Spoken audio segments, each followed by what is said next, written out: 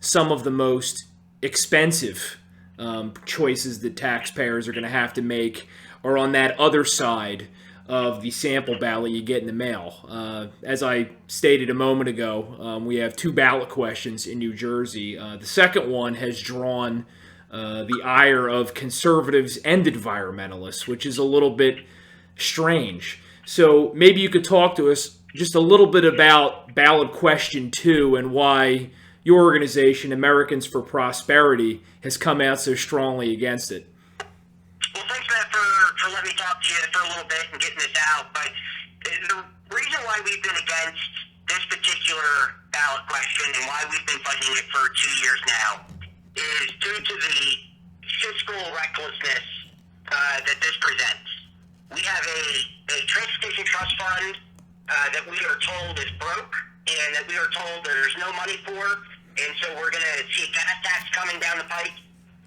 We are told that we have no money to make proper pension payments with over $90 billion in unfunded pension and health liabilities that we have at the state level. And then we're told that we cannot find money in the budget for real property tax relief for New Jersey residents. But yet this ballot measure, if voted in, will dedicate billions of dollars over the course of the next infinite years to preserving open space. And it's just fiscally irresponsible for the way that they've gone about in putting this together. Listen, we all love open space. We love our parks, we love our green areas, but there's a fiscally responsible way of putting this together, and it's not creating a dedicated fund for politicians to use it frivolously, on their pet projects.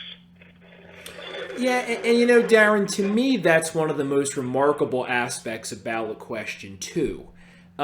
Sometimes in New Jersey, and I'm thinking of the minimum wage question that passed in the last cycle, conservatives and liberals will agree that there's a problem. In that case, that people aren't earning enough money. They're not making enough cash. We just disagree fundamentally on how to get there. In that case, it was liberals wanting to pass more laws and regulations, conservatives saying, no, you have to make it so that employers have the ability to hire people and pay them a wage. In this instance, we don't even agree that there's a problem in the way that they're stating it. In New Jersey, and I don't think a lot of people know this, and correct me if I'm wrong, 30% of our space here in the Garden State is already preserved, as opposed to 32%, which is developed. So you're right, we all love open space, but this perception that we're running out of it just isn't true. No, you're 100% spot on, and if they look to get their way, if this passes, you're looking at land preservation of upwards of 43% in the state of New Jersey. That would be 43% of all land in the state of New Jersey would be state-owned and off-limits. And here's where this raises your property taxes. Because once that land comes off the books, you're no longer collecting property taxes for that land. And as a Rutgers University study has shown, the more open space you have in a municipality, the higher your property taxes will go up because you have depleted the base of individuals that you can go out and tax. It's pure economics here at the most macro level. And for whatever reason, our members of the legislative branch just didn't get it. They don't understand it. And to touch on the spending aspect of this, there is no oversight in this amendment on how the money will be spent. And I'll give you a perfect example. Tomorrow, or Monday, for your listeners to hear this, Monday morning in Essex County, you're going to have the pro side out there talking about the need for open space and the need for more money. Well, in Essex County, they're sitting on $4.7 million in open space funding, and they just recently authorized to build a sign for $180,000 out of open space money. Now, I don't know about you, but building a sign for $180,000, one, doesn't seem like you're getting the best bang for your buck. Two, shouldn't be used with open space money. What are we preserving? What are we keeping green space there? I tell you, it's nothing. No, it's another open-ended ATM for people who have shown they have no responsibility and no restraint when it comes to spending our money, at least spending it correctly. And going forward, Darren, I think one of the most troubling aspects of this is not only that it doesn't make sense and that it's inventing a problem instead of solving one. Not only does it not make sense because it's spending money and it's being spent by people who haven't demonstrated that they have the ability to spend it properly, but we're amending the Constitution again, which is something that, again, folks on both sides of the aisle in New Jersey have expressed some concern about. For someone listening to this who's not a constitutional scholar, and I think that's 99.9% of the folks listening to this, Darren, can you tell us why it's dangerous that every time we decide to spend something in New Jersey anymore, we're trying to amend the Constitution to get it done? Well, it's an absolutely terrible precedent. And here's the other thing. We are now locking in all of these funds for infinite years. There's no sunset provision in this bill anymore. And so from now until the end of time, these funds are automatically dedicated. We don't know what our open space needs are going to be 5 years down the road, 10 years down the road. We don't know what other fiscal problems might pop up down the road where we'll need this money.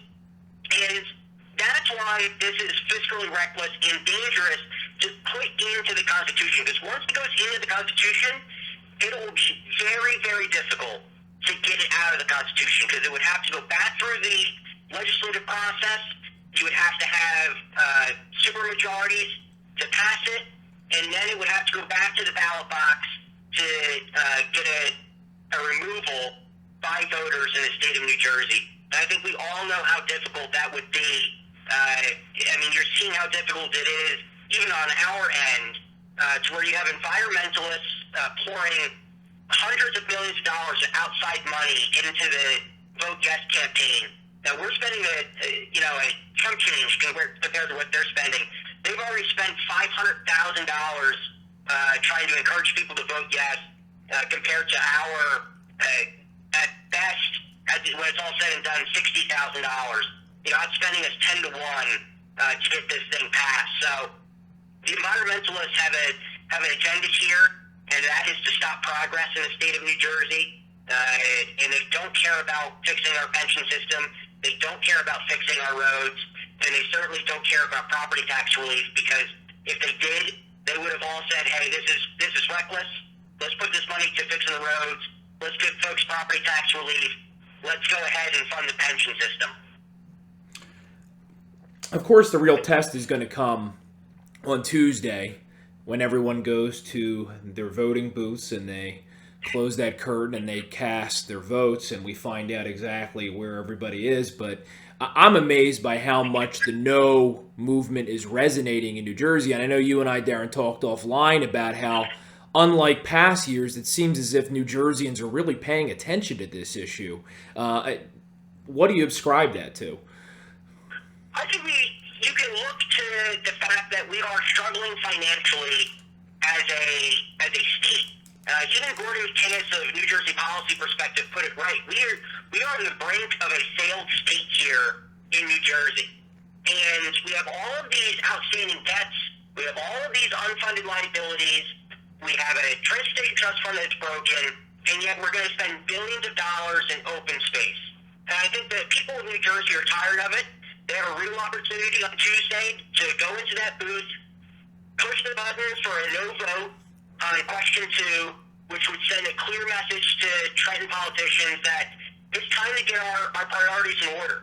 And priority 1 is not funding open space.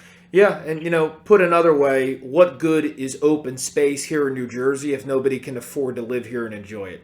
So that's what it comes down to.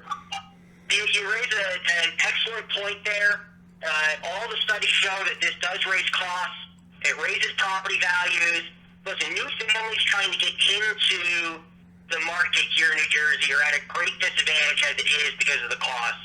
And then you buy up land, and it makes it even more difficult to get in. As home values go up, property taxes go up.